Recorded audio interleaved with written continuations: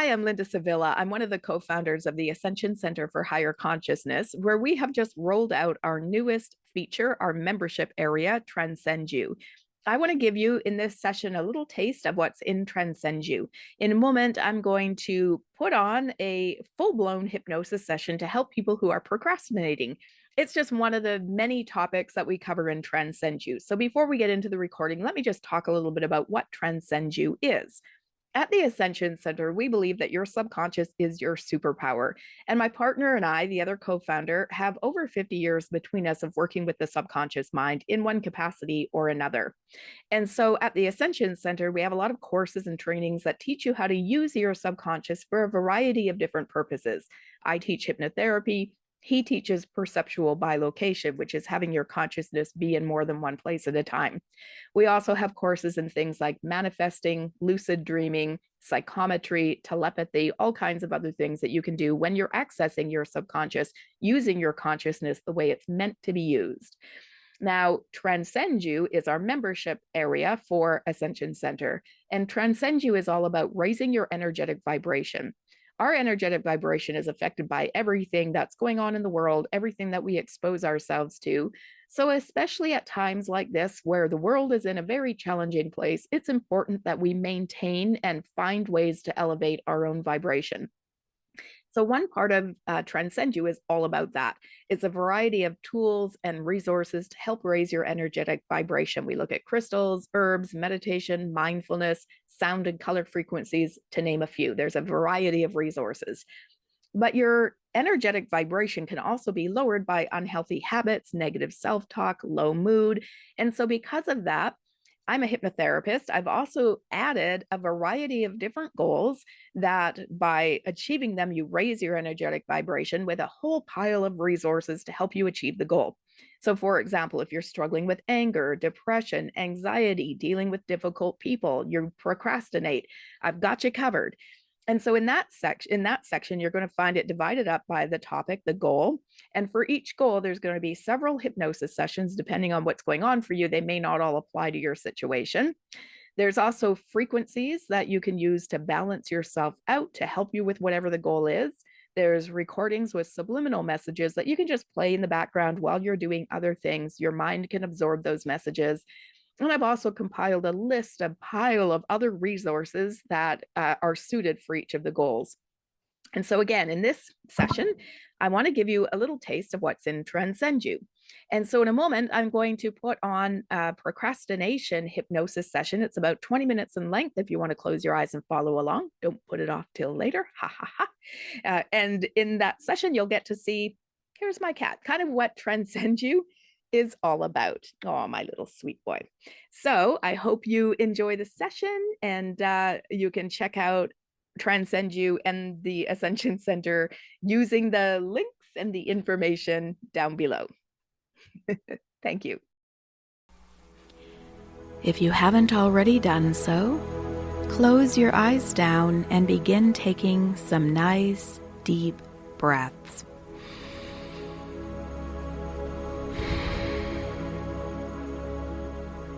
And just hanging out here for a little while, breathing the way you would if you were perfectly relaxed or fast asleep, and allowing yourself to just settle in. And as you do, begin taking a listen for any sounds that you can pick up on, noticing whatever is going on in your background. Tuning in to the obvious sounds, but also listening for anything subtle, anything distant, taking a good inventory of your background sounds. And once you've done so, take some time to consider any additional sounds that may take place while you're in this session. By doing so, you'll find you're able to leave any sounds in the background, do the work you're here to do, and let everything else be unimportant for now. And so making a mental list of any additional sounds that could occur while you're in session.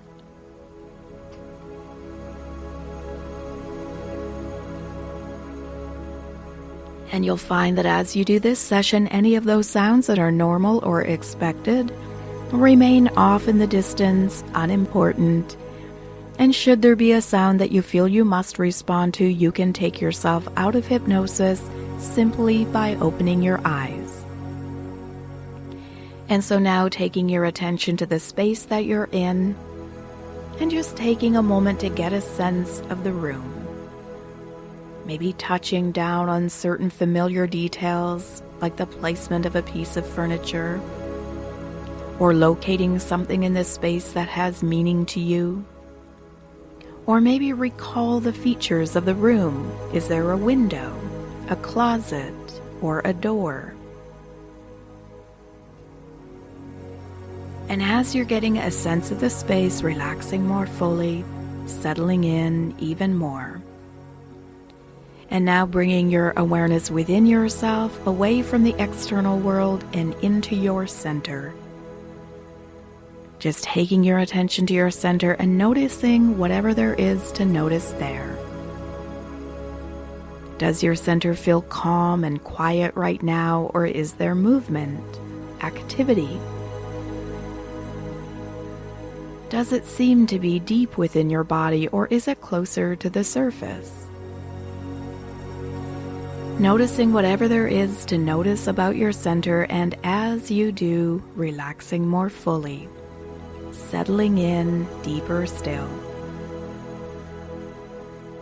And now taking your attention back to your breathing, and just beginning to notice your breathing once again.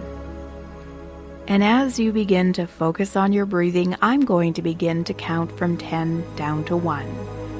There's nothing special that you need to do to go into hypnosis. As I'm counting down, you'll feel yourself entering into a receptive, hypnotic state. Number 10, but for now, just noticing your breath. There's probably hundreds of thousands of breaths that you've taken in your lifetime that you never noticed. And so almost as though you could make up for the ones that you never noticed, really noticing these ones. Number 9. Maybe noticing how far down into your lungs you breathe, or some soft, subtle sound associated with your breathing.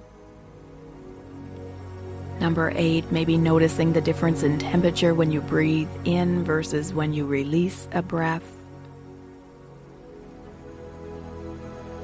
Number 7, maybe noticing if the breaths you're taking are timed about the same from one breath to another. Is there consistency in how long it takes to take a breath? But immersing yourself into the experience of your breathing. Number 6. In fact, find something about your breathing now that you can use as a focal point, a place to fix your attention for the remainder of the countdown. And as I complete the last half of the countdown, just keep your attention there as well as you can. Number 5, there may be times along the way where your mind will want to wander or drift, and that's okay. If that happens, just notice that it's happened, and then gently bring your attention back to your breathing again, back to that focal point. Number 4. Now, I always get curious about a person's experience. One of the things I wonder is whether we can detect the exact moment that we go into hypnosis. Because there is an exact moment. If I could hook you up to an electroencephalogram and measure your brain waves, we'd be able to determine the exact moment where your brain waves slow down from a beta state to an alpha state. Or maybe there'd be a point where you slow down even more, dropping even deeper into a theta state. We could pinpoint that spot on a computer, a chart, a graph. We'd be able to determine the exact moment where you entered into a hypnotic state. Number 3. And I sometimes wonder if people can detect that exact moment. Sometimes when somebody's working on me, initially I'll think not a whole lot is going on. And then I'll realize there was some indication I'd gone into a hypnotic state. And I sometimes wonder if that moment where I first notice some sign of hypnosis would match up to that point on a chart or a graph, a computer screen, where my brain waves first slowed down. Do we notice it real time? Number 2. Or maybe by the time you notice you've gone into hypnosis, you've already been there for some time. Like the way the evening sky slowly gets darker. We don't notice every varying shade of gray along the way, we just notice it's gotten dark outside. And so maybe it's more like that. Maybe by the time we notice we've gone into a hypnotic state, we've already been there for some time. And ultimately, it doesn't matter if you notice it real time or after the fact. With this last number just settling in to whatever depth or level of hypnosis would be most ideal for you. Number 1. And you're doing just fine. Now, sometimes the reason that we have a hard time getting something done is simply because we lack motivation. If a task doesn't appeal to us, it makes sense that we might want to put it off. People are kind of funny. We like to feel good. We don't like to feel bad. And so if something is uncomfortable, tedious, boring, we'll have a tendency to try to find other things to do instead. The subconscious works by association. If completing a task is boring, there's a negative association, your subconscious will say, ugh, I don't want to do that. And so I'm going to give you some suggestions to help get you past this, so that you can get things done in a timely manner and feel the sense of accomplishment, completion, and self-respect that comes from doing so. And so my first suggestion is to find the motivation. Maybe the task itself isn't particularly appealing or rewarding, but maybe it leads to something that is. For example, I had a client once who was recovering from an injury by doing exercises to strengthen her injured leg. She wanted to be ready for a family vacation that was coming up in a month. Without the vacation to look forward to, the exercises wouldn't have appealed to her. In fact, they involved some pain because she was still experiencing the injury. But because she had something to look forward to, something she needed to be in good physical condition for, it gave her the motivation to do those exercises. And so maybe you might think about the activity you need to do as a means to an end. Maybe it's leading you to something that you would rather enjoy. Maybe it gets you someplace where you want to be, some reward that you're looking forward to. Now, another client said he didn't particularly like doing the work tasks that he had to take home, and so when he would find his motivation lacking, he would remind himself that he was coming up for a promotion, and that completing these tasks would make it more likely for him to move up into a cushier job. And so when we have something to look forward to, it creates the motivation required to get the task done. The subconscious works by association. Again, if the tasks seem unappealing, it gets a negative association. And the subconscious will then say, let's not do it. We'll find any number of other things to do instead. But when we find the motivation, we give it a more positive association. When we can recognize that it is taking us somewhere we want to be, it gives us some desired result.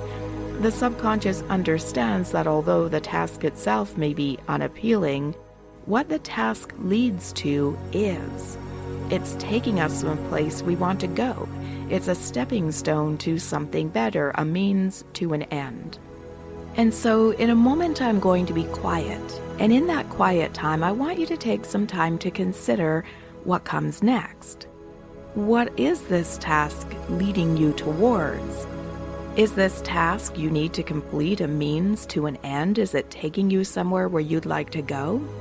Is there some positive payoff for completing it, even if it's just a sense of accomplishment, a sense of feeling good that you've gotten it done? And so take some time to consider that while I'm quiet. What is the payoff? What could you use for motivation? Where is this task taking you? Taking some time to consider that now.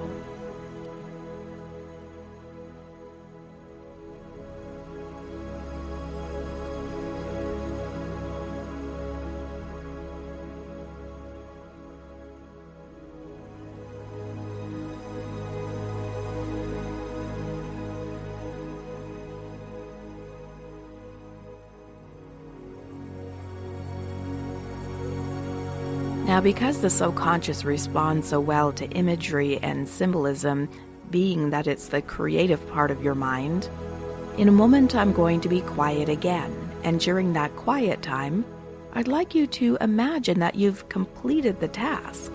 I want you to allow yourself to experience whatever comes next. In the case of my client who is exercising to get ready for her vacation, if she were doing this exercise, she would imagine being on that vacation, being able-bodied, strong and healthy, getting to do all of the things that she wants to do. In the case of my client who wanted the cushier job, he might imagine what his new office might look like, how much money he'd be earning, or something else that might represent that he'd moved up in his work life. And so this time around, I'm going to be quiet, and during that quiet time, I'd like you to imagine that you've achieved accomplishing this task, and it has been a stepping stone to something better, and I'd like you to play through in your mind whatever that something better is, taking some time while I'm quiet to do that.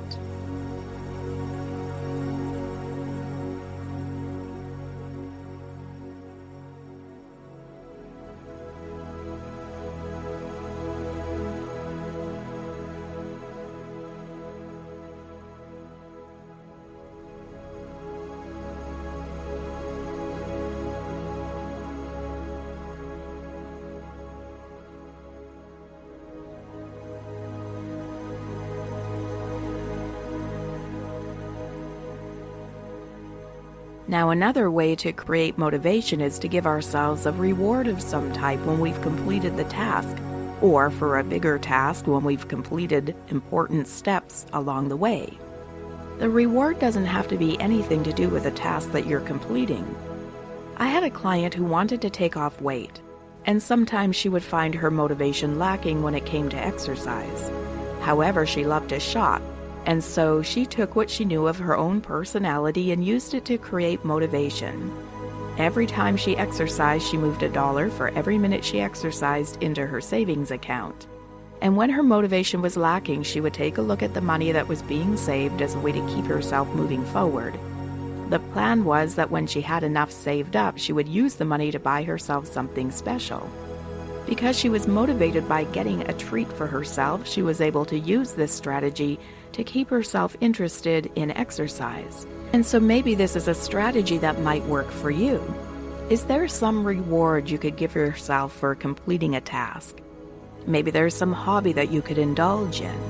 Maybe there's some little luxury you could get for yourself, or a special treat that you would enjoy receiving upon completion of the task. Again, I'm going to be quiet, and in that quiet time, I'd like you to take some time to consider first whether rewarding yourself would be a useful way to keep up your motivation, and second, if that's the case, what the reward could be. Taking time to consider that now.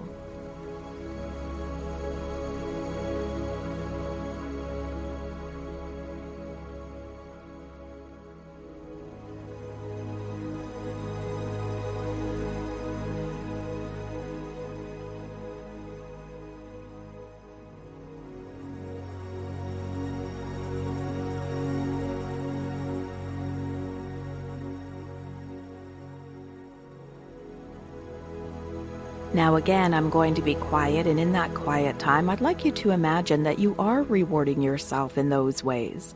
You completed the task, or you've reached certain milestones along the way, and now you're rewarding yourself with whatever you came up with. While you're playing this through in your mind, really tap into the feeling you would experience while receiving that reward. Remember, your subconscious works by association. We want to make a positive association for completing that task. By tapping into the feeling that you'll get to experience when that task is complete, you're showing your subconscious the reward that is waiting for you. Your subconscious responds well to imagery and emotion, and so by playing through receiving that reward and feeling whatever that feeling would be for you, it engages your subconscious mind. It helps your subconscious to recognize that there's a useful reason, an enjoyable reason for getting this task done. And so go ahead and imagine that now, taking time while I'm quiet to do so.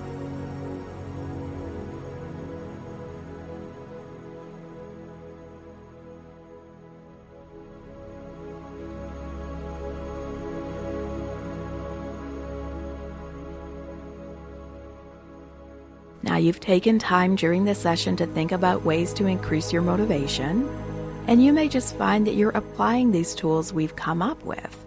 Or maybe your own creative subconscious mind will come up with other ways to motivate you. And so keep your ears and eyes open for other strategies that are coming to mind. Your subconscious has been listening in. It understands now that being motivated will help you get things done more easily. And you may just notice that it is inspiring you with other ways to keep your motivation up. Now, in a moment, I'm going to count from 1 up to 5. As I count up, you'll feel yourself returning to normal waking awareness. Mind waking up, body waking up, feeling better than before. When I say 5, you can open your eyes, refreshed, alert, awake, and aware, and ready to take on whatever else you've got on the go. Number 1, getting a great sleep tonight. Number 2, while you're sleeping, your subconscious can continue to process and integrate these suggestions so that they're even easier to follow. Number 3, feeling yourself returning now. Mind waking up, body waking up, feeling better than before. Number 4, awake, alert, and aware. And when you're ready, you can open your eyes. Number 5.